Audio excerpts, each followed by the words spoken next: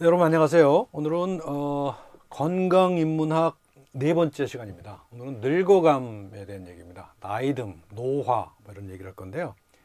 여러분들 젊은 사람들한테 벌써 늙는다는 얘기를 해서 좀 미안하긴 하지만 내 얘기를 좀 할 겁니다.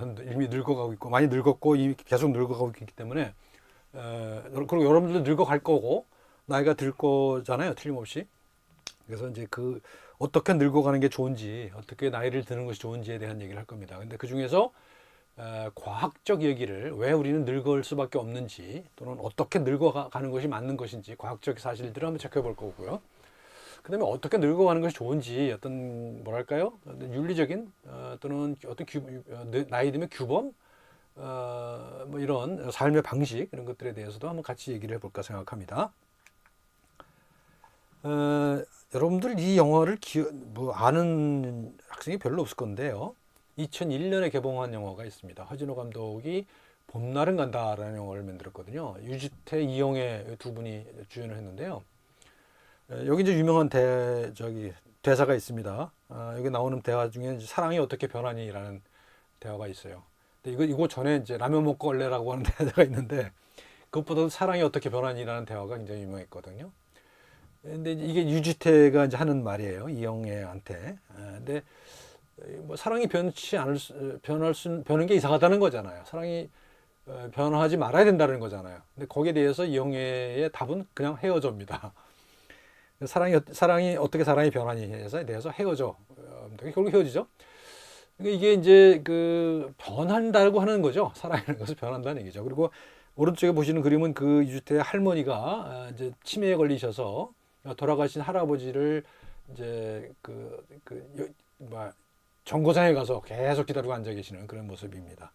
과거에 이제 뭐 옛날에 바람 피우던 할아버지인데 그런 할아버지를 또 잊지 못하고 기다리는 그런 뭐랄까 기억에 관련된 그런 또 사랑에 관련된 그런 이야기라고 할 수 있습니다. 같은 시기에 비슷한 시기에 한 1년 전에 유명한 이저 CF가 있었습니다.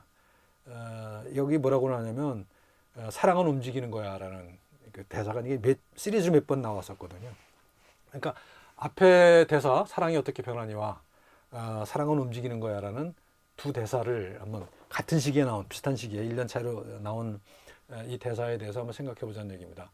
이 세상에 변하지 않는 것은 없다라고 하는 얘기를 하고 싶은 거예요. 저는 세상은 변할 수밖에 없는 것이고요. 세상이 변할 뿐만 아니라 나 자신도 변해갈 수밖에 없다는 거죠. 그래서 뭐 사랑조차도 변할 수밖에 없는 거고, 그렇죠? 사랑은 움직이는 거야라고 하는 말을 그래서 저는 많이 좋아합니다. 근데 그 움직임을 어떤 움직임을 만들어낼 것이냐 하는 것이 중요한 거죠. 사랑은 변치 않는 거다라고 하는 그런 이것도 하나의 이데올로기일 것 같아요. 그래서 변치 않는 것이 아니라 어떻게 변화갈 것인가를 고민하는 것이 필요하다라는 얘기를 하고 싶습니다. 순서는 이렇습니다. 먼저 늙어가는 세상 얘기를 할 거예요. 세상이 얼마나 늙은이들이 많아졌는지 세상 자체가 많이 노화한 거죠. 늙어가는 세상 얘기를 현상을 얘기를 할 거고요. 그리고 왜 죽는지 우리가 왜 늙고 죽어야 되는지 그거를 이제 과학적인 관점에서 살펴볼 겁니다. 생애의 시간, 역사의 시간, 생명의 시간 이렇게 해서 과학적 팩트들을 체크해 볼 거고요. 그 다음에 이제 그 뜻을 한번 생각해 보려고 그래요. 나이 드는 것의 뜻이 뭐냐. 이것도 역시 과학으로 가려고 그래요. 제가 이제 우리 이 강의 전체의 그 주제가 그거 아닙니까? 이제 과학과 인문학의 그 접속 이런 거잖아요. 연결 종합 두 개를 잇는 것 그리고 암과 삶을 잇는 게 이제 우리 수업 전체의 주제거든요. 그래서 오늘 노화에 관련된 얘기도 주로 과학적인 이야기를 통해서 우리 인문학적인 성찰하는 그런 과정으로 나갈 겁니다. 그래서 나이듦과 늙어감의 뜻을 면역 또는 발생, 진화 뭐 이런 그 과학적 담론을 가지고 설명을 해보려고 합니다. 그다음에 마지막으로는 어떻게 늙을 것인가라는 얘기를 할 텐데요. 추상적인 얘기가 되겠습니다만 채우기와 덜어내기가 있다. 내 속에 세상을 채울 때 젊었을 때는 내 속에 세상을 채우는 것이고 나이를 먹고 나서부터는 그걸 덜어내는 거다. 나를 덜어서 세상에 돌려주는 것. 이게 이제 늙어가는 것이라고 생각을 합니다. 그래서 그러다가 결국은 모든 것을 돌려주고 나면 세상과 하나가 되는 거죠. 그게 아마 죽음의 순간이 아닐까 그런 생각을 합니다. 그래서 저는 제가 이제 이상으로 삼고 있는 거는 그런 겁니다. 죽을 때 나의 모든 소유물을 없이 숟가락만 하나 남기고 죽는 게 내 소원인데 얼마나 가능할지는 모르겠어요. 그래서 내가 가진 것뿐만 아니라 내 속에 가진 어떤 뭐랄까요, 뭐 지식이라든가 어떤 경험이랄까 이런 것들도 같이 세상에 돌려놓고 세상과 하나 되는 그게 이제 바람직한 죽음이 아니겠는가 이런 생각을 합니다. 늙어가는 세상 보면 이렇습니다.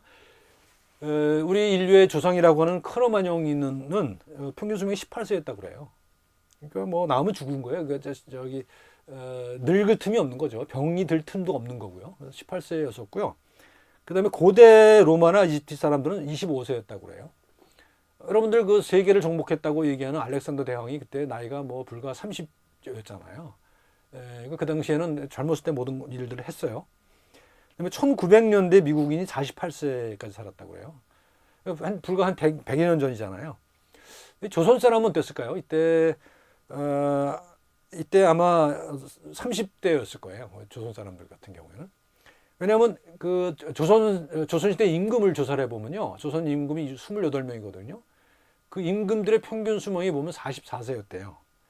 그러니까 임금이 44세였다고 한다면 일반 백성들은 더 심하지 않았겠습니까? 그러니까 그런데 2011년에 한국 여성이 84세입니다. 어마어마한 거죠. 어마어마하게 오래 사는 거예요. 이게 변화가 이렇게 빨리 이루어진 겁니다. 그리고 어떤 연구에 의하면 2030년이 되면요, 한국인이 세계에서 제일 오래 사는 사람이 될 거랍니다. 지금은 일본이 많이 살죠. 한국인이 수명이 늘어나는 속도가 어마어마하게 빠르지고 있다는 겁니다. 2050년대에 몇 살까지 살지 아직 아무도 몰라요. 나중에 설명하겠습니다. 어떤 사람은 150살까지 살게 될 것이다, 뭐 120살까지 살 것이다, 뭐 이런 얘기 있는데 아직은 잘 몰라요. 근데 여기에 대한 몇 가지 논쟁들이 있습니다. 그것 때문에 살펴보도록 하겠습니다.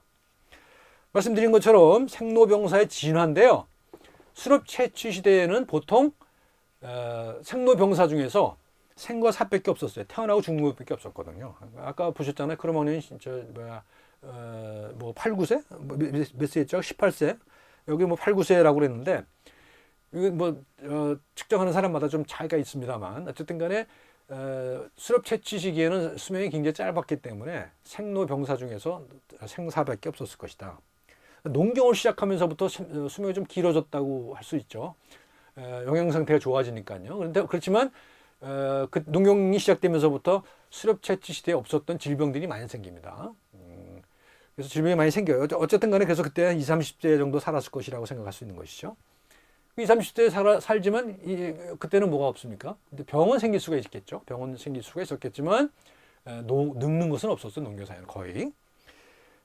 그리고 농경사회에서는 그 노인이 굉장히 존경을 받죠. 왜냐하면 많은 경험을 가지고 있기 때문이죠.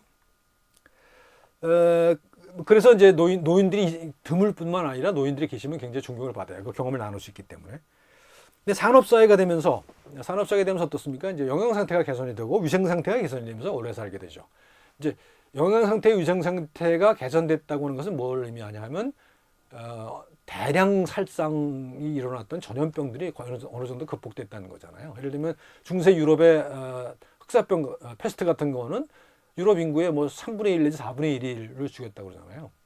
그 조선시대 때까지만 하더라도 뭐 콜레라든지 무슨 뭐 이런 병에 걸리면요, 뭐 몇십만 명씩 죽었거든요. 몇십만 명 정도가 아니라 뭐 아주 심각하게 죽었다는 그런 기록들이 많이 나오잖아요. 근데 이제 산업사회는 그런 건 없어요. 그죠? 전염병에 의한 사망은 없습니다. 그러니까 수명이 굉장히 많이 길어졌죠. 길어졌고 후기 산업사회에 오게 되면은 이제 여기 이제 문화적인 향유까지 이루어지죠. 80세까지 살게 되니까요. 80세까지 살게 되니까 뭐가 생깁니까? 이제 노가 들어갑니다. 노가 생기고 그다음에 고가 들어가요. 고가 고통스러움이 들어갑니다. 그러니까 산업사회는 생로병사 있었잖아요. 생로병사 있었지만 고라고 하는 것은 그렇게 크게 강조하지 않았었어요. 왜냐면 그런 병이 걸리면 그냥 죽었으니까요. 근데 지금은 생명을 살려낼 수가 있어요. 생명을 살려낼 수 있는 대신에 그것에 대한 대가를 치르게 되는 거죠. 생로병고사가 이루어집니다. 그래서 이제 우리가 옛날에 경험하지 못했던 생로병사라고 하는 생애의 그 사건 자체가 진화한다는 거죠. 그것이 자체가 진화하고 있다는 겁니다. 그래서 지금은 그런 차이가 있다라고 하는 거고요. 태어났을 때의 기대 여명이에요. 기대 여명을 보게 되면 이 빨간 게 이제 산업사회거든요. 빨간 게 지금 보면은 1960년대에 60몇 세였다가 2045년, 2050년대 가면 80세가 넘잖아요. 그래서 산업사회는 계속 늘어나고 있었고요. 아프리카는 노란 건데 역시 아프리카는 여전히 굉장히 낮은 수준에 머물러 있습니다. 우리나라 경우에는 뭐 어느 시기나 이제 근대 이후는 대개 항상 남자보다 여자가 오래 삽니다. 남자보다 여자가 오래 살죠. 우리나라 같은 경우에도 거의 뭐 한 8년, 9년 차이가 나죠. 지금. 그래서 여성이 더 남성보다 오래 삽니다. 이 추세는 계속되고 있습니다. 2050년대 계속될 거라고 생각하고요. 이거는 뭐 직업별 평균 수명인데 이건 큰 의미가 없으니까 넘어가도록 하겠습니다. 이제 하나만 지적하고 넘어가면 직업별로 보게 되면 종교인들이 제일 오래 살아요. 종교인들이 종교를 가진 사람들이 제일 오래 산다는 것은 우리나라 통계에서 잡힌 겁니다. 자, 그다음에 이 그림을 보게 되면요, 이 진한 색깔은 30% 이상이 60세 이상인 그런 지역입니다. 아이고. 요거는 진한 지역은 30% 이상이 60세 이상인 지역. 한국을 물론 당연히 포함하죠. 한국 당연히 포함하고 소위 말하는 OECD 국가가 포함되어 있는 북유럽과 서부 유럽과 북아메리카, 그다음에 중국도 포함하고요. 이제 2050년도에 그렇게 된다는 거예요. 지금은 안 그렇다는 거죠. 지금은 일본 정도예요. 일본 정도. 그리고 한국 조금 포함돼 지금은. 그죠? 2015년 현재로는. 이제 2050년 되면 이게 이제 한국, 일본, 뭐 중국까지 포함해서 그다음에 유럽 그리고 북아메리카까지 이런 노령화가 진행될 거라는 얘기입니다. 자, 노년이라는 것을 이렇게 세 개의 단어로 설명을 해봅시다. 나이 듦이라고 하는 것은 나이가 들었다 그러면 이거는 보통 긍정적인 의미죠. 그죠? 이거는 나이가 들었다 그러면 긍정적인 의미예요. 경험이 축적되었고, 그리고 삶의 변환을 경험하는 것을 의미합니다. 그래서 긍정적인 의미를 얘기하고요. 노화라고 그러면 좀 중립적인 거죠. 생물학적인 변화를 노화라고 표현하잖아요. 늙어간다 그러면은 좀 부정적인 의미가 포함되어 있어. 쇠퇴한다는 의미가 포함되어 있는 것 같죠. 그래서 노년이라는 말도 이제 그 쓰는 뉘앙스에 따라 차이가 좀 있습니다. 나이듦, 노화, 늙어감 이런 차이가 있다는 거고요. 자, 노화라고 하는 현상을 어떻게 보느냐 하는 거예요. 지금 우리 사회에서는 노화를 문제로 봅니다. 문제로 바라봐요. 우리가 해결해야 될 문제로 바라봅니다. 왜 그러냐면 어떤 관점으로 보냐면 노인 인구가 증가한다. 노인 인구가 증가하면 흔히 많이 들어보신 거죠. 이제 앞으로는 몇 사람의 노인을 몇 사람의 젊은이가 부양해야 된다. 뭐 이런 얘기 나오잖아요. 이게 이제 부담의 문제로, 노화라고 하는 문제를 경제적 부담의 문제로 바라보는 그런 시각인 거죠. 뭐 그런 시각도 필요하죠. 그렇죠? 우리 사회 전체가 건강해지려면 노령화가 진행되면서 문제가 생길 것이고 그 문제를 어떻게 풀어나갈 것인가를 고민하는 건 당연히 필요합니다. 하지만 단순히 그런 문제로만 바라보는 건 문제가 있을 수 있다. 그래서 이것은 어떤 노화를 경험하는, 늙어감을, 나이듦을 경험하는 그 사람의 관점에서 바라보게 되면 또 다른 얘기를 할 수가 있는 거죠. 그게 세 번째 얘기는 실존적 과제입니다. 노년을 살아내는 거죠. 노년을 살아내는 거예요. 지금 저도 이제 60대 이제 초중반입니다만 그 신체적인 그 변화를 많이 느끼거든요. 늙어가고 있다는 걸 많이 느낍니다. 여러 가지로. 그럼 이거는 이제 그 젊었을 때와는 다른 그 삶의 규범을 가질 수밖에 없는 것 아니겠어요? 제가 지난 시간에 얘기했던 것처럼 무슨 제가 졸도를 하는 그런 증상들을 다루기 위해서 제가 규범을 바꿨잖아요. 삶의 규범을, 몸의 규범을 바꿨듯이 노화라고 하는 것도 노화 현상에 맞는 그런 규범을 만들어낼 수밖에 없습니다. 그래서 내가 알고 있는 것과 내가 살고 있는 것을 몸으로 통합해 가는 겁니다. 그래서 체화시켜 나가는 거죠. 내 몸속에. 늙어가는 몸속에 내 마음과 삶을 체화시켜 나가는 거. 이게 이제 저는 바람직한 나이듦의 그런 실존적 과제다 이렇게 생각을 합니다. 그다음에 이제 이거 환경의 관점에서 보는 것도 많이 있죠. 적응해야 될 인구 구조로 바라볼 수도 있고요. 또는 이제 노년층에 이제 빈곤층이 많아지니까 불평등의 문제가 또 심각합니다. 그래서 우리나라 보면 통계를 보게 되면 노년 인구의 자살률이 굉장히 높죠. 그리고 노년의 빈곤도 굉장히 큽니다. 그래서 이런 문제가 이제 우리가 해결해야 될 문제예요, 문제. 그래서 그리고 이제 의학적으로도 지금 그 굉장히 많은 비중의 그 의료비가 죽음을 앞둔 한 6개월 동안 소비된다 그러잖아요. 이거는 뭐 경제적으로뿐만 아니라 실존적으로도 큰 손실 아닌가 싶은 생각이 들어요. 그런 삶의 질이 그렇다고 해서 그렇게 높아지는 건 아니잖아요. 그러니까 노화에 관련된 의학적 태도도 이제 우리가 좀 점검을 해봐야 될 그런 거라고 생각합니다. 한국 노인 인구의 비율은요, 2050년도에 세계 2위가 된다고 그래요. 35.9%가 된다고 그래요. 일본보다는 조금 낮은 수준이긴 하지만 노인 인구의 비율이 굉장히 올라갈 것은 틀림없는 사실인 것 같습니다. 그래서 이거는 아까 말씀드린 대로 젊은이들의 부양 부담으로 나타나기도 하지만 또 우리가 여기서 맞는 새로운 어떤 삶의 규범을 만들 필요가 있다고 생각하죠. 그러니까 노인 인구들이 해야 될 일들을 자꾸 생각할 필요가 있다는 겁니다. 노인들이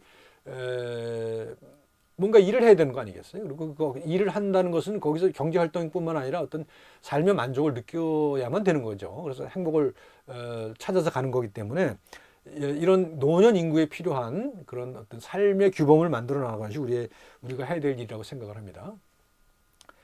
OECD 평균으로 보다도 우리 훨씬 더 오래 삽니다. 2008년부터 통계가 보면요, 이때부터 계속 높아요. 계속 높아서 뭐 OECD 평균보다 한 두세 살 많이 오래 삽니다.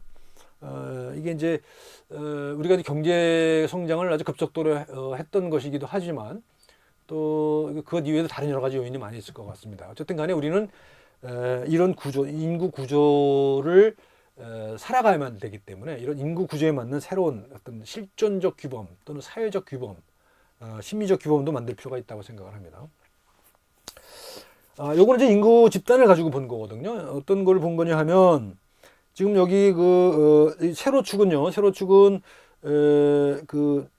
라이프 익스펙턴시 그러니까 평균 여명의 기대 여명이에요. 기대 여명. 태어났을 때 기대 여명이고요. 오른쪽은 1인당 국민 소득입니다. GDP. 1인당 GDP예요. 그림을 보시게 되면 1800년대는 뭐 이렇게 없죠. 그러니까 3,200달러 정도까지 올라가죠. 이제 거기서 보면은 뭐 그렇게 쭉 나오고요. 그다음에 언제쯤 볼까요? 그 1800년대는 그때까지 통계가 없고요. 나머지는 보면은 1950년대 그래프 볼까요? 빨간 그래프요. 빨간 그래프 보면 이렇게 쭉 올라가죠. 쭉 올라가다가 이제 그 기울기가 점점 낮아지잖아요. 기울기가 낮아진다는 얘기는 일정 수준까지는 소득이 높아지면 평균 수명도 따라 올라가요. 그죠? 비례해요. 그게 대개 한 5,000달러 정도 되는 것 같아요. 5,000달러 정도까지는 국민소득, 1인당 국민소득이 올라가면 평균 기대 여명도 올라가요. 또 비례해서. 근데 그 이후부터는 그게 추세가 점점 줄어든다는 거죠. 점점 줄어들고 그다음 그 이후부터는 소득 수준이 암만 높아도 약간 올라가긴 하지만 크게 올라가지 않는다는 거죠. 크게 올라가지 않는다는 이야기입니다. 이게 이제 기대 수명과 국민 소득권의 관계입니다. 나중에 또 다음 강의쯤에 이제 이런 얘기가 다시 나올 거고요. 두 번째 이야기입니다. 우리는 왜 늙고 죽는가? 우리는 왜 늙고 죽는가라는 얘기죠.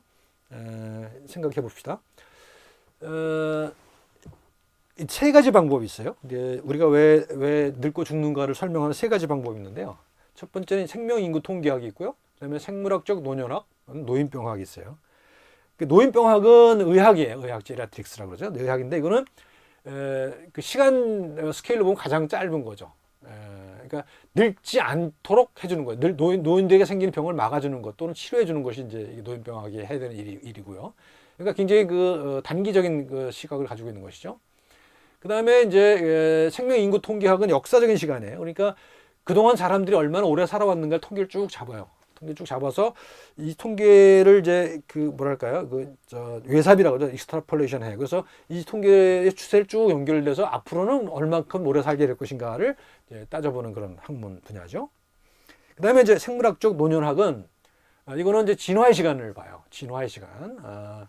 진화의 관점에서 이제 우리가 늙고 죽어가는 것을 설명을 하는 겁니다. 그러니까 역사의 시간, 진화의 시간, 생애의 시간 이렇게 세 가지 시간으로 노화를 연구할 수가 있다는 겁니다. 자, 먼저 이제 생애의 시간은 의학이 다루는 거죠. 아까 노인병학 얘기했잖아요. 노인병. 그러니까 노인에게 생기는 병에 관련된 연구를 하게 되죠. 그다음에 이제 역사의 시간은 생명 인구 통계 말씀드렸죠.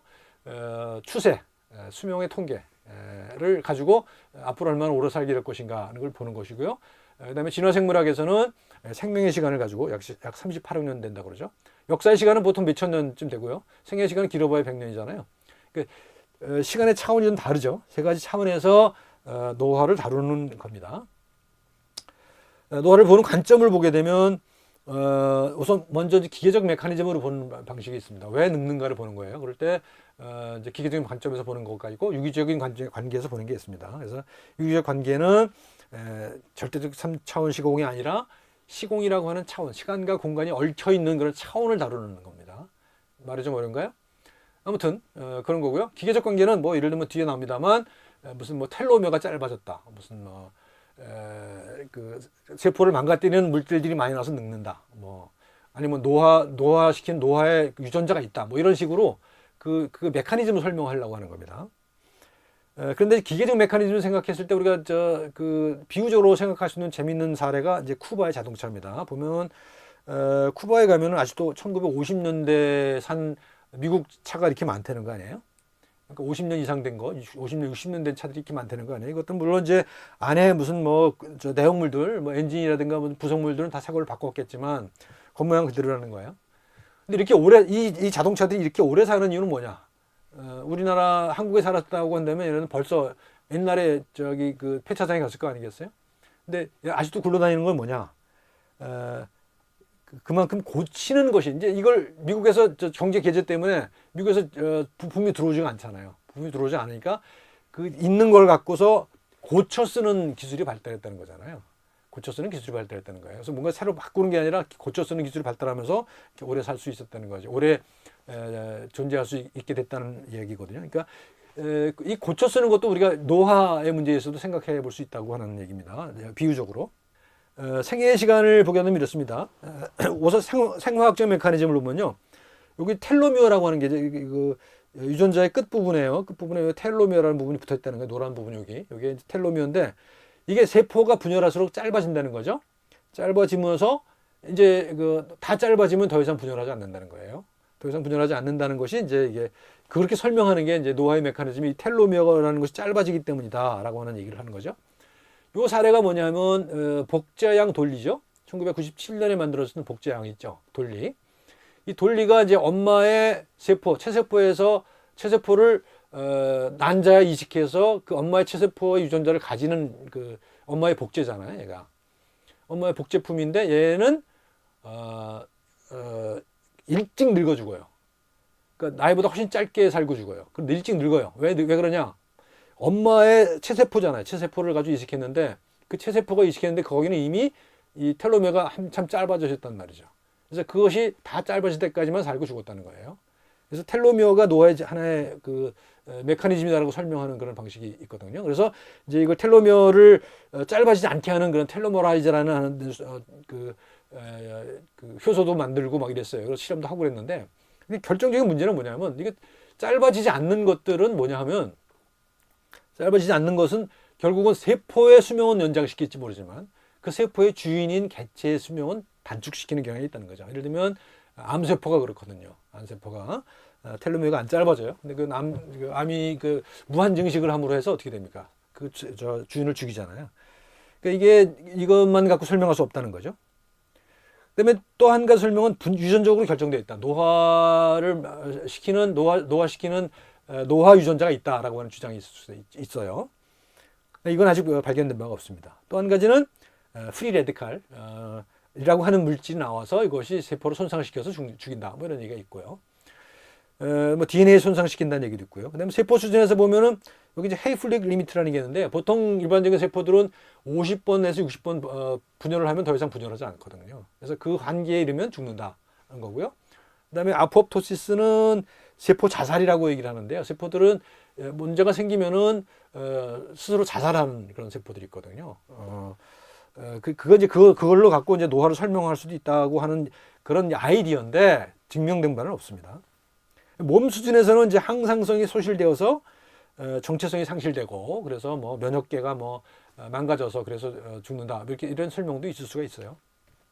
그렇지만 어떤 것이든 간에 그 노화의 모든 걸 설명해 주지는 않거든요. 이제 왼쪽 그림 보면 신문에 나와 있는 노화의 메커니즘에 대한 것들이고, 실제로 다른 동물들의 실험을 했을 때 실제로 수명을 연장시킨 그런 사례도 있습니다. 뭐 유전자를 조작을 해서 수명을 연장시킨 사례도 있고요. 또 경우에 따라서는 극도로 칼로리를 제한했을 때, 그러니까 못 먹게 했을 때 오히려 수명이 연장되는 사례도 있었거든요. 그런 것들을 갖고 일반화할 수가 있는데, 예를 들면 그건 일반화할 수 있죠. 예를 들면 극도로 칼로리를 제한하면 오래 산다. 이건 이제 팩트예요. 그리고 많은 동물들에서 그런 결과가 밝혀졌어요. 근데 사람들한테 그러니까 너 오래 살려니까 굶어라 얘기할 수 없잖아요. 그 에너지 제한의 정도가 굉장히 심했을 때 수명이 증가하는 현상이 나타나고 있거든요. 그러니까 그거를 먹는 즐거움을 포기하고 오래 살기를 원하는 사람은 없을 것 같아요. 아무튼 그래서 어쨌든 간에 이런 그 기계적 메커니즘, 짧은 그 생애 시간 속에서의 메커니즘으로 질병을 다 설명하기는, 노화를 설명하기는 굉장히 어렵다는 겁니다.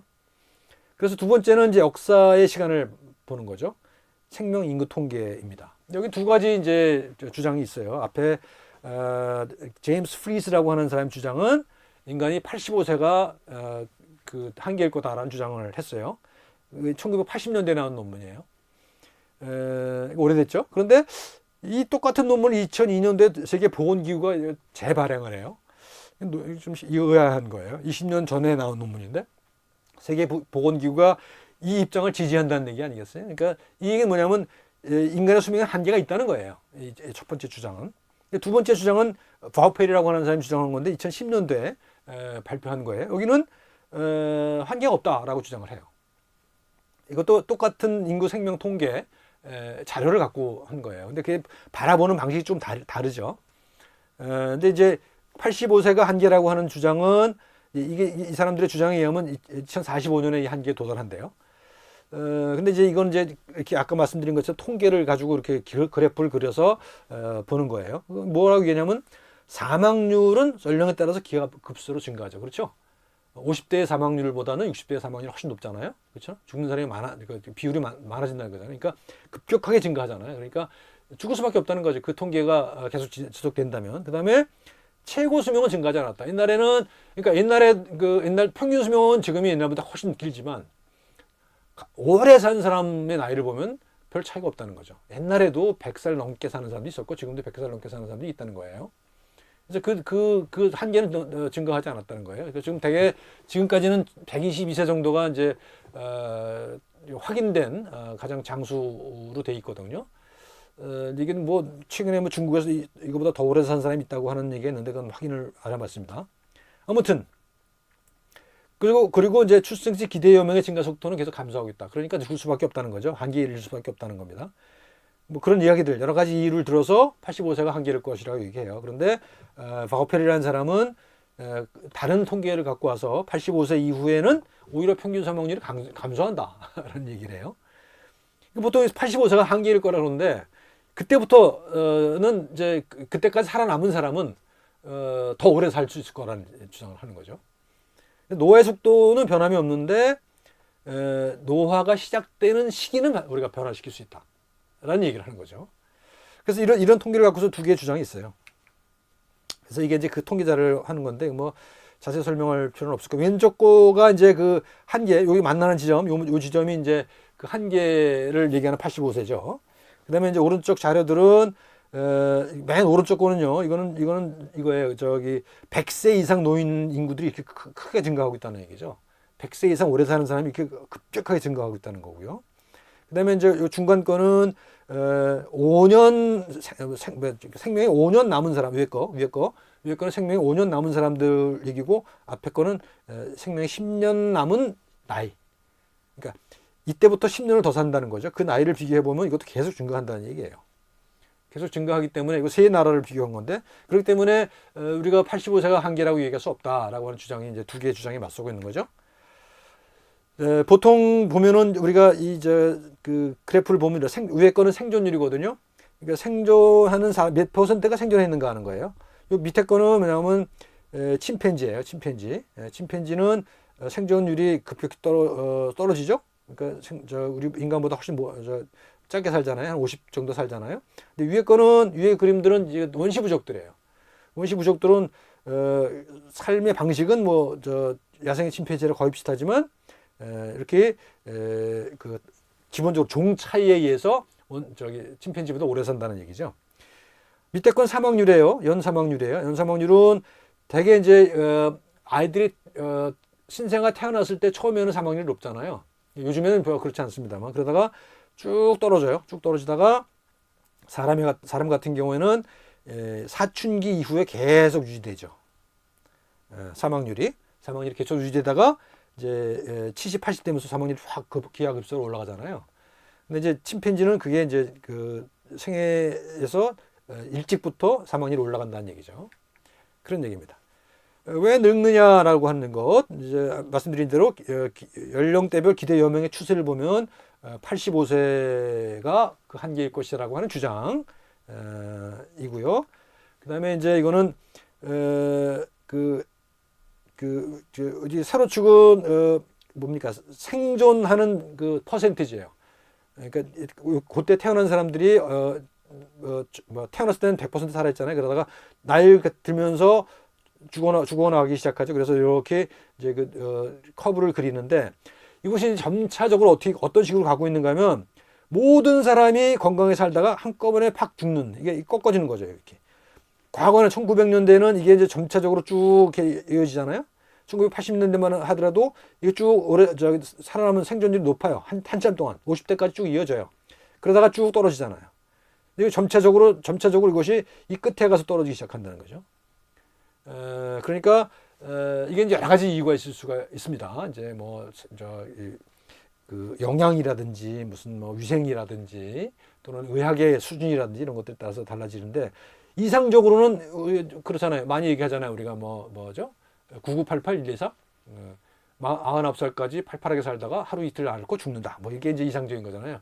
말도 안 되는 이상이긴 하지만 아무튼 간에 그게 이제 이 그래프상은 이렇게 꺾어지는 게 이제 그런 거라는 거예요. 그리고 아까 앞에서 보셨던 그 그림에서 보시게 되면 그죠? 이 그림에서 보시게 되면 그럴 수 있다는 거죠. 노화를 늦출 수 있다는 거고 이렇게 생존하는 사람들이 많아진다는 거잖아요.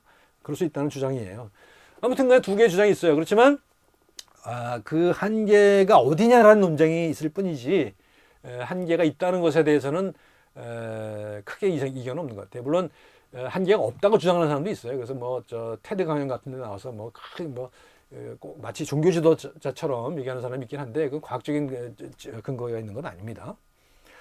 그래서 어쨌든 간에 그 수명을 연장할 수 있다라고 하는 주장과 수명 연장이 불가능하다는 주장은 두 개가 주장이 있을 수가 있는데요. 대개 연장할 수 없다라고 하는 주장들은 생물학자들입니다. 바이오지론톨로지스트, 그러니까 노화 생물학적인 노년학 연구자들이죠. 그러니까 생물학자들이에요, 이 사람들은. 근데 계속 노화를 연장시킬 수 있다, 생명을 연장시킬 수 있다고 주장하는 사람들 대개 의사들이에요. 노인병학 하는 사람들이거든요. 그래서 이제 이게 미국의 두 단체거든요. 두 단체인데 두 단체가 정반대되는 입장을 취하고 있습니다. 그래서 2002년도에 생물학자들이 이런 그 성명서를 발표합니다. No truth to the fountain of youth. 청춘의 샘은 없다라는 주장을 성명서를 내면서 여기서 뭐라고 얘기하냐면 지금까지 나와 있는 노화 방지라든가 이런 것들은 거의 대부분 효과가 없거나 심지어 해롭다라고 주장을 해요. 그런데도 불구하고 이런 주장이 있음에도 불구하고 이 A4M이라고 하는 학회거든요. 이거는 물론 이건 미국 AMA 미국 의사협회 정식 학회가 아니에요. 근데 여기는 수천 명씩 모여든다는 거 아니에요, 의사들이. 왜 그럴까 생각해 보십시오, 여러분들. 그게 하나의 상품이기 때문에 그렇겠죠. 이 생물학자들은 그걸 갖고 팔아먹을 그 상품이 별로 없어요. 근데 노년을 연장시킬 수 있다고 한다면 거기서 많은 상품들이 나오죠. 이 사람들은 그건 근거가 없다고 얘기하지만 그럼에도 불구하고 우리의 욕망은 오래 살고 싶은 욕망이 있는 거죠. 그러니까 오래 살고 싶은 욕망으로 인해서 많은 상품들이 개발됩니다. 그것이 과학적 근거가 없다 하더라도 우리는 소비를 할 그런 의도가 있다는 거죠. 이게 이제 우리 노화를 바라보는 두 가지 사실입니다. 하나는 과학적 사실로 보게 되면 별로 의미가 없는 거지만 그것을 그럼에도 불구하고 추구하고자 하는, 오래 살고자 하는 욕망은 어쩔 수 없다라고 하는 겁니다. 그 두 사람이 내기를 했어요. 두 사람 다 이제 노년학자인데요. 그 2000년도에 내기를 했대요.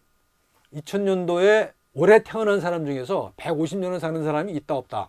두 사람이 내기를 한 거예요. 그래서 어스테드라는 사람은 150년을 사는 사람이 있다. 그러니까 2150년에 확인이 가능한 내기죠. 그 다음에 올샨스키는 없다. 그런 사람 없다. 기껏 살아봐야 130일 거다라고 하는 거죠. 그래서 2150년에 확인 가능한 그런 내기를 합니다. 그러니까 150년 걸리는 내기죠. 그러면서 판돈을 냈대요. 판돈을 뭐 많지 않은 돈을 냈답니다. 근데 이 사람들도 이걸 예측을 잘 못했던 것 같아요. 작은 돈을 냈는데 100달러인가 냈대요. 근데 그거를 150년 동안 은행에 놓두면 그게 거액이 될 거라는 예상을 했다는 거거든요. 근데 그것도 틀리지 않았을까요? 지금 오히려 마이너스 금리인데 그게 거액이 되겠어요? 그죠? 그러니까 이런 예측이라는 게 이렇게 불가능하다는 거예요. 여러 가지로. 이 사람들은 그런 예측을 했지만, 그래서 전제로 지금 낸 판돈이 큰 돈이 될 거라는 예상을 했지만 그 예상조차도 빗나갈 수밖에 없는 거 아닌가. 우리가 세상을 예측한다는 그만큼 어렵다는 거죠. 세상을 예측하는 것도 어려울 뿐만 아니라 우리의 수명이라고 하는 거를 예측하는 것도 그만큼 어렵다는 겁니다. 그래서 올샨스키는 130까지 살게 될 것이다. 지금 최고가 이제 122세거든요. 근데 이제 오스테드는 150까지 살 것이다라고 하는 거고, 드브리라고 하는 어떤 사람은 뭐 몇천 년까지 살 수 있을 거라고 주장을 해요. 근데 그걸 믿는 사람은 별로 없는 거고요. 자, 그다음에 진화생물학에서 봅시다. 진화생물학, 이건 수십억 년에 걸친 시간을 보는 거잖아요. 여기 보면 노화는 뭐냐? 장수의 생적 비용이다라고 정의를 합니다. 아까 우리가 보셨죠, 앞에서 생사만 있다가, 그다음에 생병사가 있다가, 그다음에 생로병사가 있다가, 그다음에 생로병고사가 생겼다는 거잖아요. 점차적으로, 그죠? 오래 살게 되기 때문에 노화가 생긴 거라는 거죠. 그러니까 오래 살지 않았으면 노화도 있을 수 없다는 거 아닙니까? 근데 그러니까 노화의 생적 비용이라는 거고요. 그다음에 진화의 부산물이라는 겁니다. 진화의 부산물이라는 게 무슨 얘기냐? 진화라고 하는 것은 기본적으로 생존과 번식에 유리한 형질이 살아남는 거거든요. 생존과 번식에 유리한 형질이요. 그게 살아남는 거예요. 그러니까 노화라고 하는 형질은 진화할 수가 없죠. 그죠? 그렇잖아요. 노화라고 하는 것은 생존과 번식에 불리한 거잖아요. 그런데도 불구하고 이게 살아남았다는 거예요. 이게 노화는 없는 건데 노화가 일어났다는 거예요. 진화의 부산물이라는 거 나중에 또 설명할게요. 그래서 이것은 노화라는 것은 진화적으로 설명하면 생존과 생식이 선택한 결과다. 선택된 결과다. 살아남고 후손을 남기는 것이 진화되기 때문에, 그래서 그 일이 끝난 사람들은 늙을 수밖에 없다는 거잖아요. 그죠? 그러니까 최종적으로는 생식이에요. 진화의 힘은, 동력은 후손을 남겼을 때 그 선택된 형질을 가진 개체가 많아지는 거잖아요. 그러니까 생식이 끝난 다음에는 관심이 없어요, 진화는. 그러니까 생식이 이루어질 때까지만 형질을 관리하는 게 진화죠. 그리고 이제 노화는 이제 진화적으로 뭐냐면 무작위적으로 변이들이 축적이 돼서 생긴 것이 노화다.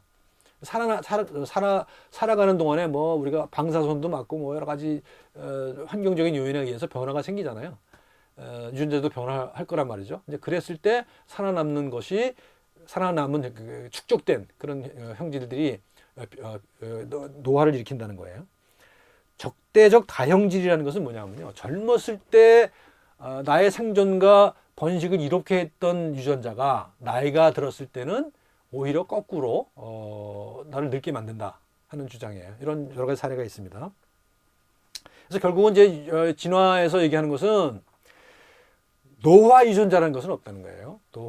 나를 늙게 만드는 것에 특화된 유전자는 없다는 거예요.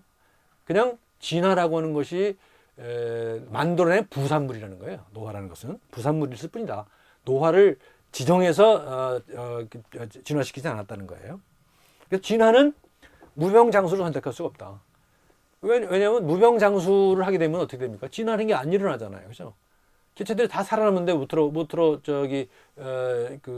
어떻게 진화가 일어나겠어요? 진화가 일어날 수가 없는 거잖아요.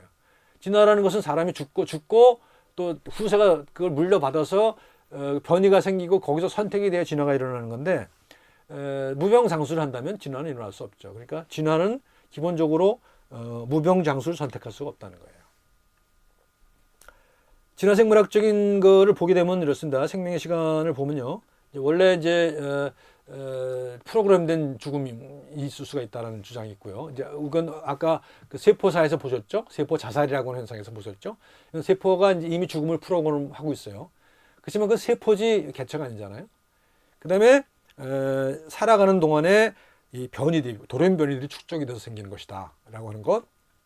또 한 가지는 그 젊었을 때 생존과 번식에 유리했던 유전자가 번식이 끝나고 난 다음에는 나를 늙게 만든다 하는 그런 주장이 있을 수가 있습니다. 자, 이거 정리하면 이렇습니다. 이제 혹독한 자연 속에서 살아남아야 했던 우리 조상들은요. 우리 조상들은 여분의 생리적 능력이 필요했어요. 그렇죠? 왜냐하면 살아남아야 되니까요. 그러니까 맹수가 왔을 때 도망가고도 도망갈 수 있는 그 능력 말고도 나머지 그 여분의 생리적 능력이 있어야만 했잖아요. 혹독해 있으니까. 대비를 했어야 됐기 때문에 생리적 능력을 충분히 가지고 있어야만 했습니다. 그래서 그런 능력이 진화됐어요. 그래서 생명이 연장됐죠. 그것 때문에 생명이 연장됐어요. 그러니까 그런 그 위험한 환경에서 벗어남으로 해서 생명 연장을 할 수가 있었다는 거예요. 그렇죠? 자연의 부담이 감소되니까 그런 여분의 생적 능력이 있었는데 자연의 부담이 감소되니까 생명을 연장할 수가 있게 된 거잖아요. 그죠? 그런데 이제 생명이 연장됐지만, 이 생명이 연장되면서 그 생적 능력을 소모하는 게 노화라는 거예요. 그죠? 이게 생적 능력을 소모하는 것이 노화가 됐다는 거죠. 그러니까 혹독한 자연 속에서 여분의 생적 능력을 확보해야만 했고, 그래서 이제 오래 살게 됐는데, 그런 오래 살게 된 그런 그 여분의 생적 능력을 소모하면서 늙을 수밖에 없게 된다. 이런 얘기죠. 자, 그래서 자연은 노화를 선택할 수 없다라는 거예요. 말씀드렸죠? 자연은 노화를 선택할 수 없어요. 다른 그 진화적인 메커니즘의 부산물일 뿐이지 노화 자체가 진화가 될 수는 없다는 얘기죠. 그래서 우리는 늙을 수밖에 없는 거예요. 자연은 노화를 선택할 수 없기 때문에 우리는 늙을 수밖에 없다. 이게 이제 자연의 법칙이라고 얘기할 수 있는 겁니다. 자연은 노화를 선택할 수 없고 우리는 늙을 수밖에 없다. 안 늙으려고 아둥바둥 소용없다 하는 겁니다. 그래서 어떻게 잘 늙을 것인가를 고민하는 것이 낫지 어떻게 안 늙으려고 하는 게 노력하는 것은 별 승산이 없는 게임 아니냐 이런 얘기를 합니다. 그래서 노화는 장수의 생적 비용이다. 장수의 생적 비용. 오래 살기 때문에 늙는 거다 하는 거죠. 그리고 죽음은 삶의 다른 이름이다. 그러니까 죽어야만 돼요. 죽어야만 진화가 일어나죠. 죽어야만 삶이에요. 죽음이 없다면 그게 삶일까요? 그게 죽음이 없다면 삶은 삶이 아닐 겁니다. 아마도 삶이라고 하는 것 자체가 죽음과 같이 있기 때문에 죽음과 짝을 이루고 있기 때문에 삶일 수 있는 것 아니겠습니까? 노화는 그 죽음에 이르는 길이고요. 그 길을 그 시기를 연장시킬 수는 있겠죠.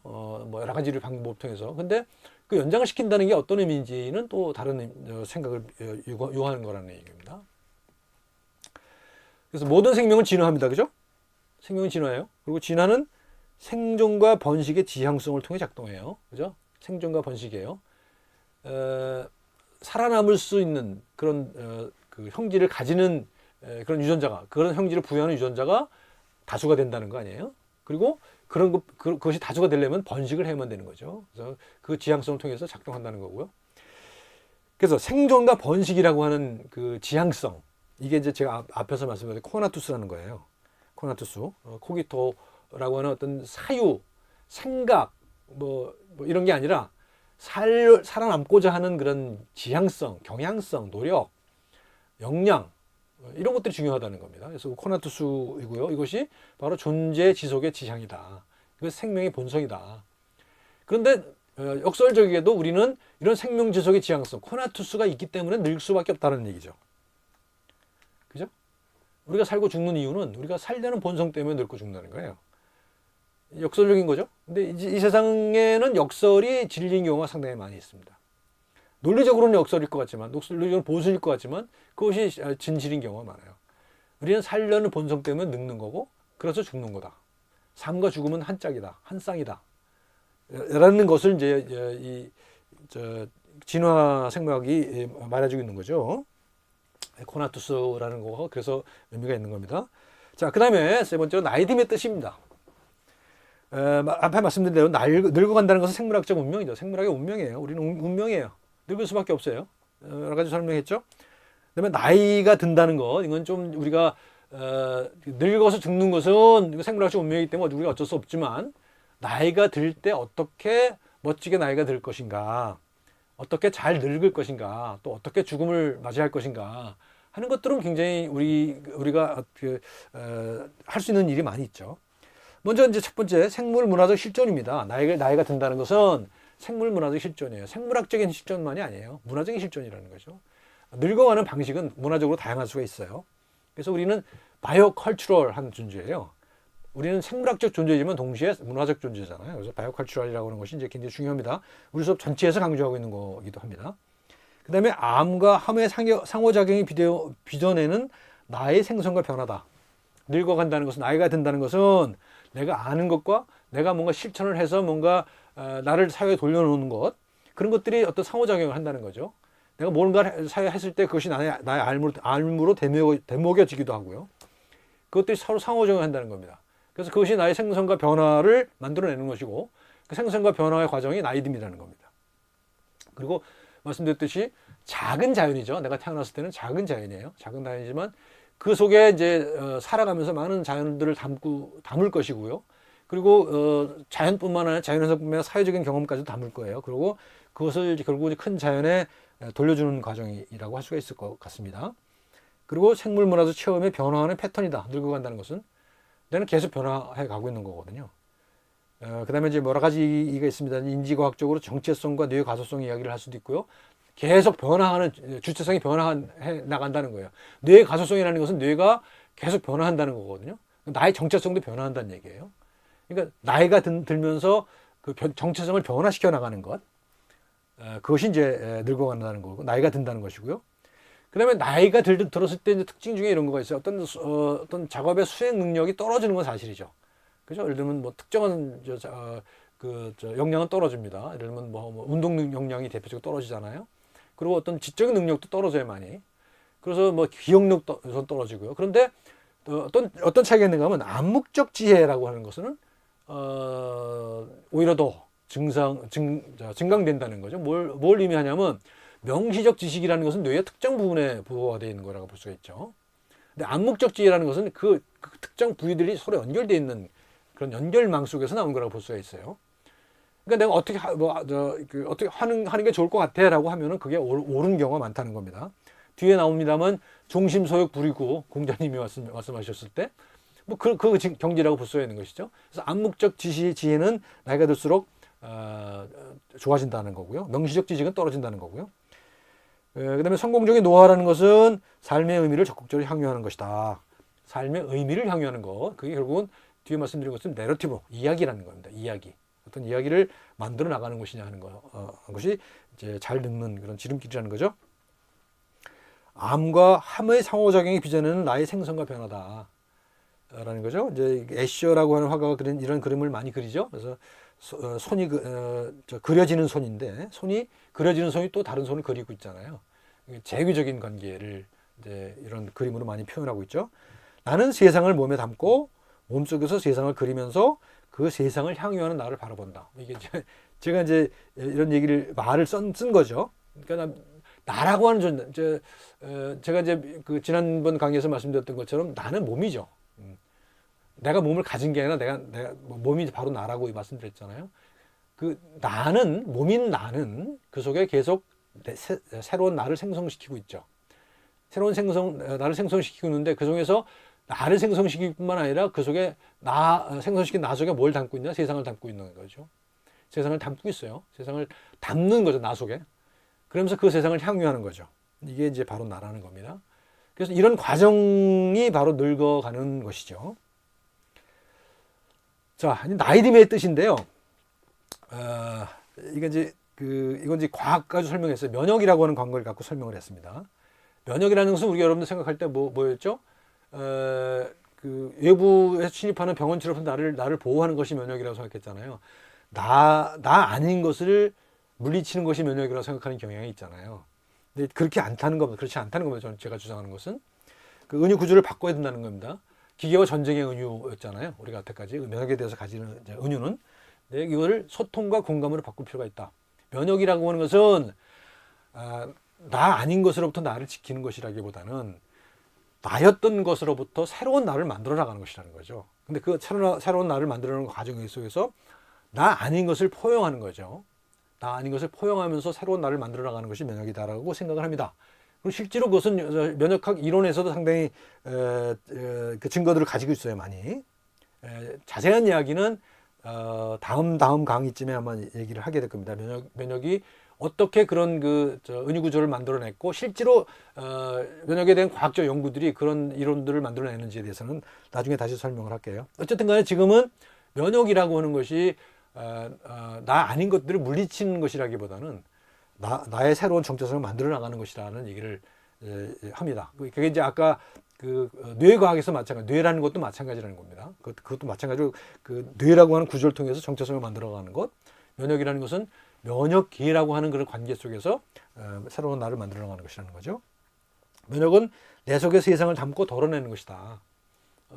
라는 얘기입니다.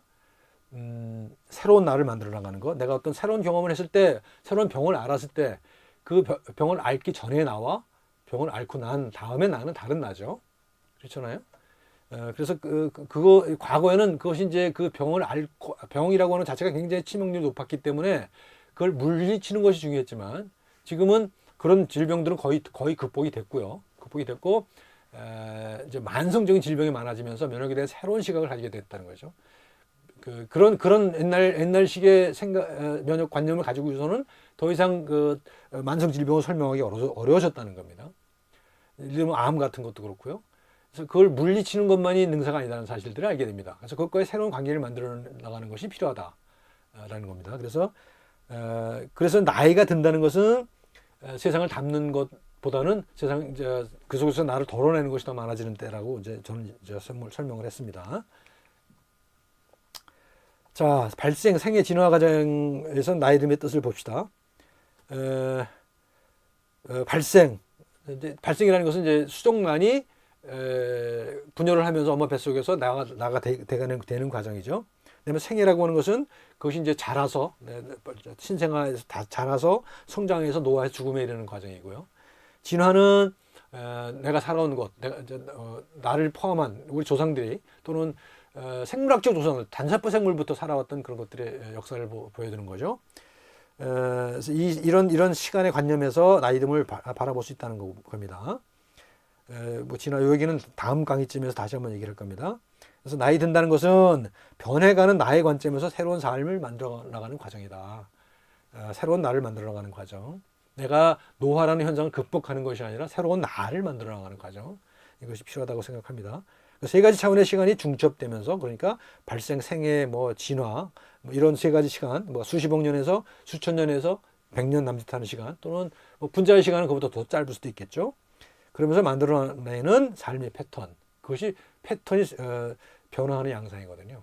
그래서 제가 이제 이 전체 수업의 내용을 몸의 문이라고 하는 제목을 하나 붙여봤는데요. 이게 바로 문입니다. 패턴이죠. 패턴이 변해나가는 과정입니다. 이 후반부 강의에서 말씀드릴 겁니다만 이런 시간과 경험을 담는 의학이 이제 새로운 의학이 이제 나오고 있다는 얘기입니다. 새로운 의학. 이건 이제 주류 의학에서는 별로 관심이 없는 이야기지만 제가 이제 세 가지 대안적인 의학, 지금의 생물의학, 바이오메디신의 대안적인 의학을 이제 제시를 하고 있습니다. 하나는 생애 경로 의학입니다. 지금은 라이프 코스 메디신인데요. 왜냐하면 지금의 의학이라는 것은 특정 시기에 특정한 인구학적 특성을 가지는 사람의 평균을 구해서 거기로부터 출발해요. 그러니까 어떤 환자를 어떤 평균 속에 뜯어 맞히는 거거든요. 그러니까 이거는 나하고 맞지 않을 확률이 큽니다. 정기분포 구간에서 구간의 표준에다가 다른 사람들을 이 꼬리에 있는 사람들을 다 배제해 버리는 거거든요. 그래서 이거는 이제 과거처럼 대부분의 사람들이 걸리는 전염병 같은 경우는 그런 모델이 통할 수 있을지 모르지만 지금과 같이 만성병 위주의 그런 질병 패턴을 보이는 상황 속에서는 통하지 않는 거거든요. 그래서 이거는 어떤 한 개인의 경험을 전체로 봐야 된다는 겁니다. 내가 엄마 뱃속에 있을 때 엄마가 어떤 병을 앓았는지, 그때 어떤 스트레스를 받았는지, 또 그 속에서 무슨 영양 상태가 어땠는지, 또 내가 자라면서 어떤 병을 앓았는지, 또 그때의 사회적 환경이 어땠는지, 뭐 이런 것들을 종합적으로 고려해야 된다는 겁니다. 그래서 그게 어떤 한 개인의 맞춤으로 맞춰지는 그런 의학, 그게 생애경로의학이라고 볼 수가 있습니다. 그래서 이것은 평균의 의학이 아니라요, 어떤 개체의 의학이 될 수 있습니다. 지금 개인의학이라는 말이 많이 나오고 있습니다만 그것도 지금 굉장히 분자적인 수준에 초점이 맞춰져 있거든요. 근데 이거는 하나의 생애 전체의 경험을 하나의 단위로 보아야 된다는 주장을 하고 있는 사람들의 주장이 생애경로의학입니다. 서사의학은요, 그 속에 생애경로라고 하면 굉장히 생물학적인 현상일 수가 있죠. 그럴 가능성이 크죠. 생물학적 경험이 축적되어 있는 걸 추적해 나가는 것이 생애경로의학이라고 한다면, 서사의학은 그 속에서 만들어지는 어떤 인간적인 의미, 가치 이런 것들입니다. 그래서 그것들이 어떤 서사 구조로 묶이느냐, 이야기로 묶이느냐 하는 것이죠. 그래서 내러티브 메디신이라고 얘기를 합니다. 그래서 이것은 실제로 지금 현재 굉장히 많은 의학 내에서도 굉장히 많은 사람들이 관심을 가지고 있습니다. 서사의학은 특히 이제 의료 인문학 일반에 대해서 관심을 가지는 분들이 서사의학을 특히 이제 관심을 갖고 공부를 하고 있습니다. 그래서 환자와의 대화라는 것을 강조하는 거죠. 그래서 지금까지는 환자와의 만남 속에서 그 사람이 가진 질병이라고 하는 것만 추출해내는 것만 했거든요. 근데 지금은 이 서사의학은 그런 그 질병뿐만 아니라 그 질병을 둘러싼 여러 가지 사회적 또는 심리적 맥락들, 그리고 그것을 환자가 어떻게 받아들이냐는 주관적인 상태까지도 묶어서 하나의 서사 구조를 만드는 그런 것들이 서사의학입니다. 내러티브 메디신. 이것은 이제 굉장히 많은 인기를 얻고 있고, 우리나라에서도 많은 의사들이 이런 공부를 했습니다. 진화의학은요, 우리가 이제 왜 늙을 수밖에 없는가를 얘기를 했잖아요. 그걸 결국 진화의 관점으로 설명할 수밖에 없다고 그랬잖아요. 근데 늙는 것뿐만 아니라 우리가 앓는 질병들도 진화의 관점에서 보게 되면 안 보이던 것들이 보이는 경우가 많이 있습니다. 대표적인 게 아까 말씀드렸던 것처럼 겸상적혈구 빈혈이라는 게 있죠. 낫 모양으로 이제 적혈구가 똥꼬래 되는데 적혈구가 낫 모양으로 이렇게 돼 있어, 초승달 모양으로 돼 있단 말이죠. 이제 그러면 뭐냐면 빈혈이 생겨요. 빈혈이 생겨서 일찍 죽어요. 이런 병을 가진 사람이. 근데 이런 질병을 가진 사람이 이제 진화의 관점에서 보면요, 이게 사라져야 되잖아요. 왜냐하면 생존과 번식에 불리하잖아요. 그런 유전자를 가진 경우에는. 그래서 그런 유전자가 사라져야 되는데 사라지지 않고 남아있다는 거예요. 왜 남아있냐 봤더니 그런 질병을 가진 사람들은 대개 말라리아가 많이 유행하는 지역에서 진화한 사람들이라는 거예요. 무슨 뜻이냐면 적혈구를 난 모양으로 만드는 유전자는, 그 유전자가 두 개가 있을 때는 난 모양으로 만들어서 환자가 일찍 죽지만, 둘 중에서 하나만 있으면요, 엄마와에서 온 것과 아빠에 온 것 중에서 하나만 그런 유전자를 가지고 있으면은 이거는 그 빈혈도 안 생기고 말라리아에도 저항성이 있더라는 거예요. 그러니까 이 유전자가 이제 하나만 있으면은 그런 이점을 가지니까 이 유전자가 사라질 수가 없는 거죠. 사라질 수가 없으니까 말라리아가 창궐한 지역에서는 그 빈혈이 남아있을 수밖에 없다는 겁니다. 이게 대표적인, 우리가 초등학교 때부터 배우는 대표적인 사례입니다만, 이런 것 말고도 우리가 앓고 있는 질병 중에는 진화적인 설명으로 해결할 수 있는 것들이 상당히 많이 있다는 겁니다. 연구가 많이 안 돼서 그렇지. 그래서 최근 들어서는 얼마 전부터, 이게 뭐 거의 20, 30년 됐습니다만, 진화의학이라는 것이 처음 시작된 게, 그리고 지금은 그런 진화의학을 공부하는 사람이 그렇게 많지는 않습니다만 점차적으로 관심을 가진 사람들이 늘어나고 있습니다. 그러니까 이것은 우리가 눈앞에 있는 원인만 보는 것이 아니라 진화라고 하는 수십억 년의 시간을 보는 거잖아요. 그래서 좀 궁극적인 어떤 그 원인을 찾아내는 것이기 때문에 상당한 의미가 있는 거고, 미국의 어떤 유명한 대학들에서 진화의학을 코스를 만들고 있는 데가 있고요. 한국에서도 이 공부를 하고 온 사람들이 있습니다. 자, 어떻게 늙을 것인가? 다 얘기했어요. 그죠? 다 말씀드렸습니다. 채우기와 덜어내기의 기후동안 균형이다. 채우는 것과 덜어내는 것을 적절히 균형을 맞추는 겁니다. 이제 우리 보통 우리가 제가 이제 집에서 강아지 키우는데 강아지를 훈련시킬 때 어떻게 하십니까, 여러분들? 저기 강아지 관심 가지신 분들 아시죠? 우리 개통룡이라고 불리는 강용욱 씨 아시죠? 훈련사. 그분이 어떻게 개들을 훈련시키는지 잘 보십시오. 그리고 과거에 그분이 그런 방식을 유통시키기 이전에 개를 훈련시키는 방식이 어땠는지 비교해 보십시오. 과거 방식은 어땠습니까? 뭘 하려고 하면 처벌을 해서 못하게 했거든요. 그래서 그렇게 훈련을 시켰어요. 그러니까 네거티브 쪽이에요. 네거티브 쪽입니다. 그러니까 하려고 하면 못하게 해서 그걸 못하도록 하는 그런 거예요. 근데 이것은 오래 못 간다는 거예요. 근데 이 강용 훈련사가 하는 거는 뭐예요? 얘가 뭘 원하는지를 보는 거죠. 뭘 원하는지를 그 욕망을 쫓아가는 겁니다. 욕망을 쫓아가면서 그걸 조정하는 것이 걔를 훈련하는 훨씬 더 훌륭한 방법이라는 사실들을 알게 되죠. 그리고 걔한테 스트레스를 주지도 않고 그 욕망을 충족시켜 주고 하면서 또는 적정히 조절해 가면서 그 사람이 원하는 방향대로 훈련을 시키잖아요. 사람엔 두 가지의 본능이 있습니다. 하나는 회피 본능이고요. 하나는 접근 본능입니다. 회피 본능은 주로 뭡니까? 위험, 맹수 또는 아주 불리한 것, 뭐 토사물 이런 거 피하잖아요, 우리가 다. 그죠?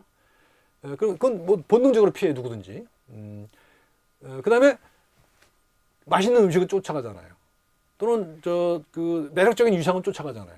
이게 이제 우리의 본능이라는 겁니다. 그러니까 회피 본능과 접근 본능이 있는데 우리는 보통 여태까지 노화를 다루는 방식은 주로 회피 쪽을 택했다는 것이죠. 노화라고는 현상을 막는 방식을 택했다는 거예요. 막는 방식을 택해왔다는 거예요. 이거 잘못된 거 아니냐는 게 제가 주장하는 겁니다. 그래서 노화라고 하는 현상을 인정하고 받아들이되 그것을 의미 있게 만드는 것이 돼야지 그것을 억지로 밀어내는 것이 돼서는 결국 행복할 수도 없고 성공할 수도 없을 뿐만 아니라 행복할 수도 없다. 그렇게 해서 라고 하는 것이 제가 주장하는 바입니다.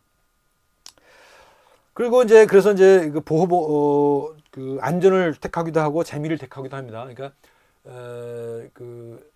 접근 본능은 재미를 낳고요. 그 다음에 회피 본능은 안전을 낳죠. 그러니까 안전을 하기도 해야 되고 재미도 있어야 돼요. 그래서 어린아이들 보십시오. 어린아이들 엄마가 어떤 어린이집에 데리고 가잖아요. 그러면 아이들이랑 섞여 놀죠. 놀면서 어떻게 합니까? 가끔씩 히끗히끗 엄마가 어딘지 확인하죠. 안전을 확인하잖아요. 안전을 확인하지만 한편으로는 재미를 추구합니다. 그 두 개가 균형을 맞춰야 된다는 거죠. 그래서 채우기와 덜어내기에도 마찬가지라는 겁니다. 그래서 익숙함과 새로움을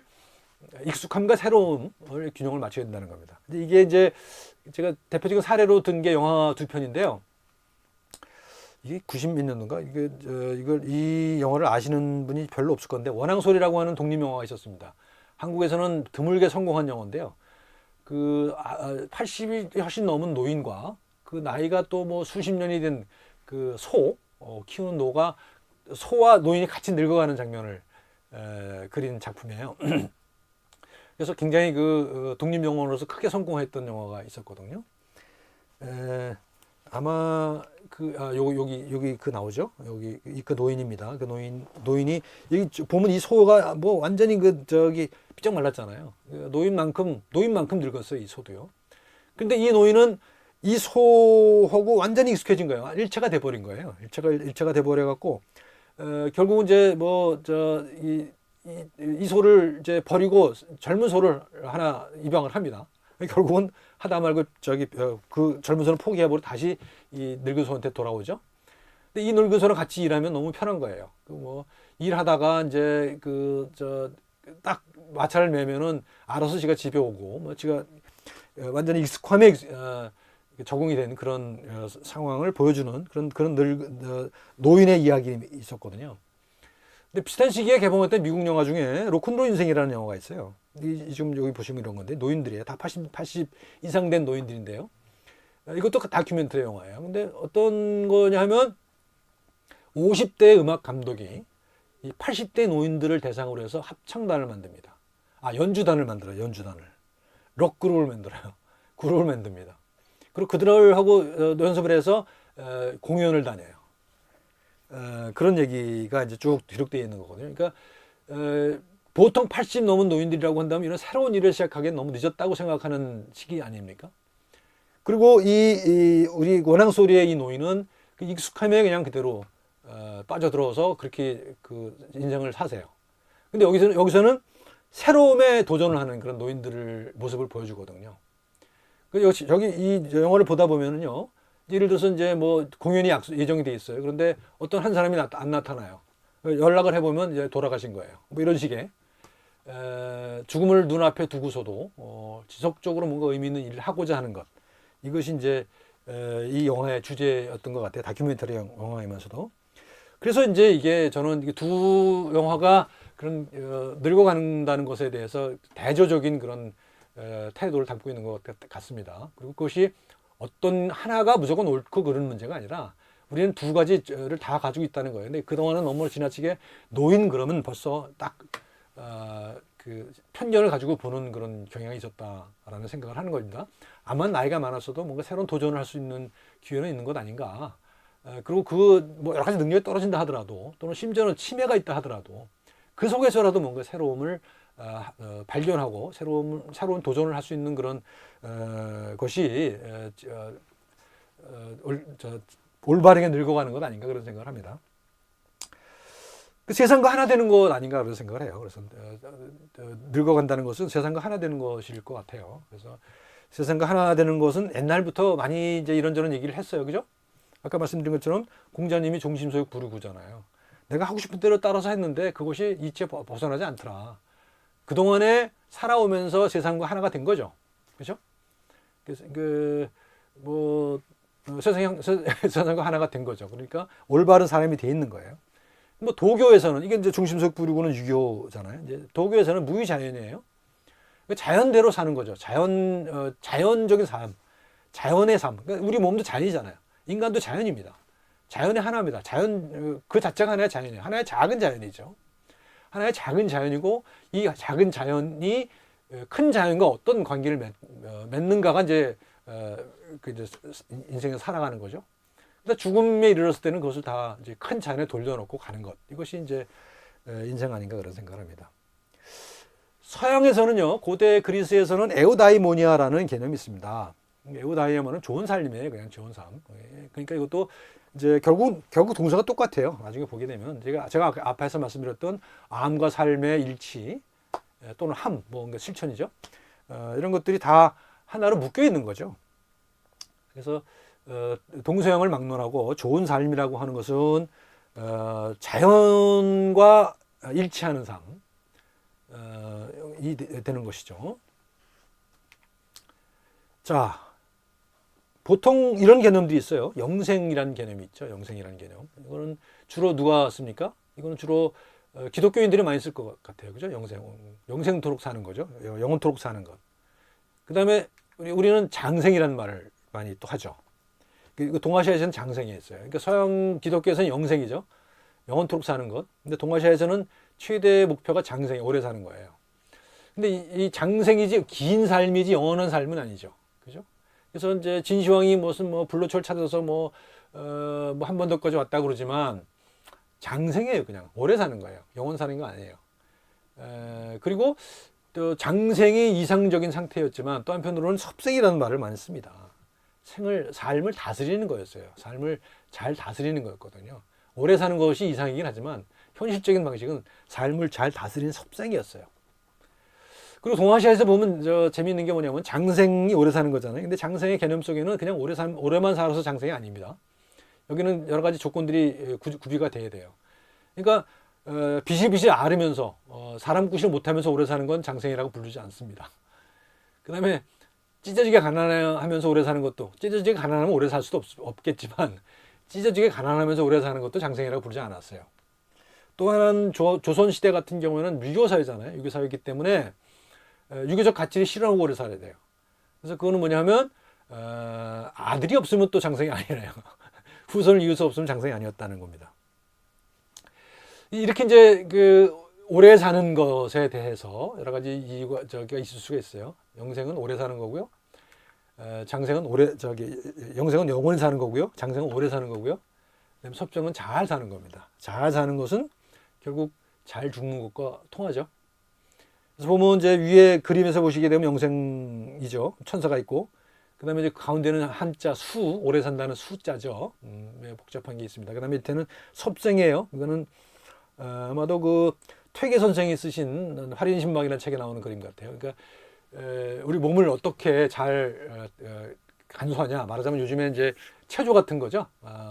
건강 체조 같은 거를 퇴계 선생이 직접 책을 썼어요. 그래서 이제 잘 사는 방법을 이제 섭생이라고 얘기하죠. 그래서 저기서 제가 강조하고 싶은 것은 뭐 장생은 이제 유교 시대의 이념이었다고 한다면 섭생이라고 하는 것은 아직도 우리가 잘 받아들일 수 있는 그런 이상 아니겠는가 그런 생각을 합니다. 자, 결론입니다. 결론입니다. 늙어간다는 것은 생물학적 필연입니다. 그래서 늙지 않을 수가 없습니다. 그렇죠? 아까 말씀드린 것처럼 뭐 이게 150이냐 130이냐 이런 얘기 있고 그 한계는 있을 거예요 분명히. 지금보다는 많이 늘어날 거이긴 합니다. 그것에 대한 대비도 분명히 해야 됩니다. 그러니까 수명이 무조건 늘어나는 것에 대해서도 대비를 해야 된다는 거죠. 우리가 재수 없으면 뭐 120 산다고 하는 얘기들을 저희 노인들이 많이 하는 것 같더라고요. 그건 무슨 의미냐면 길이만 길어진다고 해서 그게 행복한 건 아니라는 거잖아요. 그래서 그때 120까지 살 때 그때 지금 아까 지적했던 것처럼 뭐 그 대부분의 시간을 병원에서 무슨 모두 온갖 파이프를 달고 살아 있으면 뭐 하냐는 겁니다. 그래서 그런 것들에 대해서도 우리 고민을 해야 된다는 겁니다. 지금 우리 사회가 지금 그런 죽음에 대해서 전혀 준비가 안 돼 있어요. 노화에 대해서 준비가 안 됐을 뿐만 아니라 죽음에 대해서는 전혀 준비가 안 됐습니다. 이건 우리가 참 심각하게 고민해야 될 문제입니다. 앞으로 지금 얼마 전에 연명의료법이라는 게 법이 생겼지만 여전히 무조건 살려야 된다는 그런 정서가 강해요. 그래서 우리 죽음을 좀 긍정적으로 받아들이는 늙는 것뿐만 아니라 죽는다는 것도 긍정적으로 받아들이는 그런 문화를 만들어 나갈 필요가 있지 않냐. 그러기 위해서는 지금부터 공적인 대화가 시작되어야 된다는 생각을 합니다.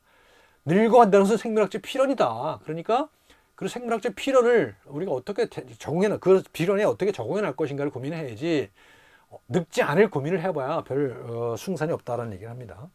그리고 나이가 든다는 것은 나를 만들어내는 과정이라는 거고요. 그리고 그 과정에서 자기 성찰을 계속 해나가는 과정이라는 겁니다. 그리고 삶의 내러티브를 만들어가자. 삶의 내러티브. 요즘에 그런 우리 한국 사회가 굉장히 그 활력이 있잖아요. 예를 들면 한류라고 하는 그런 문화적인 현상이 그런 거라고 생각해요. 그 속에 이야기가 있는 거 아닙니까? BTS가 왜 그렇게 세계적인 빅스타가 됐나요? 그들이 스스로 그 작은 내러티브들을 계속 스스로 생산했기 때문이에요. 그리고 그것이 식상하지 않았기 때문이죠. 스스로의 한국어로 노래를 만들고 또 그 만드는 과정을 전부 다 찍어서 유튜브에 공유를 하잖아요. 이야기를 공유하는 겁니다. 이야기를 공유하니까 그 사람들은 뭐 어떤 그 생각을 합니까? 우리 이야기를 내가 다 알아. 친근감이 생기는 거 아닙니까? 그러니까 그게 이제 노래도 좋지만 음악도 좋고 다 좋지만 그런 그 삶을 공유하는 그런 자세가 한류가 성공하는 이유라고 생각을 하거든요. 그래서 한국인이야말로 이런 내러티브에 강한 민족 아닌가 그런 생각합니다. 한류 중에서 특히 K-드라마, 한국 드라마 성공하는 이유가 그런 내러티브를 잘 활용하기 때문 아니겠습니까? 드라마만 할 것이 아니라 우리 자신들이 늙어가는 것에 대해서도 우리 자신들의 삶에 대해서 우리 스스로에 대해서도 그런 삶의 내러티브를 만들 필요가 있다는 생각을 합니다. 늙어간다는 것은 세상과 동화작용하는 거고 새로운 의미를 창조하는 과정이다라는 겁니다. 성공적인 노년이라는 것은 일상을 즐기는 것이 성공적인 노년이라는 겁니다. 그러니까 일상을 잘 즐길 수 있도록 하는 것이 제일 중요하다. 그래서 이제 심리학자들은 보통 세 가지를 얘기를 합니다. 사랑, 일, 놀이. love, work and play 이렇게 얘기를 합니다. 사랑이라는 것은 뭐 다 얘기 안 해도 다 아실 거고요. 서로 사랑하는 것이 성공적인 노화 또는 행복한 노화에 가장 필요한 일이고요. 또 하나는 일을 해야 된다는 거죠. 일이라는 것이 굉장히 중요한 겁니다. 그래서 아까 이제 쭉 얘기했잖아요. 피로 얘기하면서 얘기했었는데 그 중에서 뭐 노동이 아니고요. 또는 단순한 작업이 아니고요. 어떤 액션인 행동인 그런 일, 액션이 되는 일. 내가 기억하고 내가 그 통제해서 결과를 만들어내는 그런 일. 그래서 작은 만족을 느끼고 작은 만족을 느끼면 거기서 행복의 배가 되는 것이거든요. 생물학적으로는 도파민이 분비가 된다는 겁니다. 내가 어떤 도전을 했어요. 근데 도전은 내가 성취 가능성이 높은 도전이어야 됩니다. 작은 도전. 그래서 그 도전을 해서 성취했을 때 느끼는 만족감. 그런 것들이 축적되면 행복해지고 건강해진다는 겁니다. 그리고 그건 일이잖아요. 근데 아무런 목적도 없이 노는 것도 필요하다. 놀이가 필요하다는 겁니다. 놀이는 그 자기 목적적인 행위라고 일을 주로 해요. 이 일은 그래도 뭐가 다른 목적이 있잖아요. 놀이는 자기 목적적인 행위거든요. 그래서 그거 자체가 목적인 것, 그런 것들을 하나 하는 것이 좋겠다 그러죠. 그래서 구체적으로는 외국어를 배워라, 악기를 배워라 이런 얘기를 많이 하기도 합니다. 그렇습니다. 또 하나는 이런 겁니다. 행복은 삶의 목적이 아니라 의미 있는 삶의 결과다. 그죠? 행복을 목적으로 하는 것은 그것은 행복에 이르는 길이 아니라고 저는 생각합니다. 건강도 마찬가지입니다. 건강을 목적으로 삼는 삶은 건강한 삶이 아니라고 생각해요. 행복을 목적으로 사는 삶도 행복한 삶이 아니라고 생각해요. 그러니까 스스로 의미 있는 일을 찾아가는 삶을 살다 보면 자연적으로 얻어지는 것이 행복이고 건강이라는 얘기죠. 그 다음에 이제 또 다시 반복입니다. 노년은 세상과 나의 동화작용이고 의미 창조의 과정이다. 의미를 뜻을 만들어 나가는 과정이다. 그게 노년이라는 거고요. 늙어가면 생물학적 필연이고 의미를 만들어가는 내러티브이며 그냥 특별한 것도 없는 일상이다. 늙어간다고 해서 그게 특별한 것도 아니고, 그리고 지금처럼 좀 나이가 먹었다고 해서 더 지혜로운 것도 아닌 것 같습니다. 그래서 노인들끼리 흔히 하는 말이 많이 있잖아요. 무슨 입은 닫고 지갑은 열어라 하는 얘기가 그런 얘기 비슷할 것 같은데요. 그렇습니다. 지금까지 노년 얘기를 했는데요. 젊은 여러분들이 이 이야기를 어떻게 받아들일지는 잘 모르겠어요. 하지만 젊은 여러분들도 지금부터 생각해야 될 이런 일이라고 저는 여깁니다. 젊었을 때 노년을 준비하는 것, 그리고 그런 과정 속에서 의미 있는 삶을 만들어 나가는 것이 필요하다고 생각하고요. 그렇게 준비해 나갈 때 진짜 실제로 노년에 진입했을 때 의미 있는 삶을 살 수 있지 않을까, 그런 생각을 합니다. 오늘은 노화, 노년 이런 이야기를 했습니다. 이런 얘기를 했고, 다음에 언제 한번 죽음 얘기를 따로 한번 하도록 할 거고요. 여기까지 하고 다음 주에 다시 뵙겠습니다. 고맙습니다.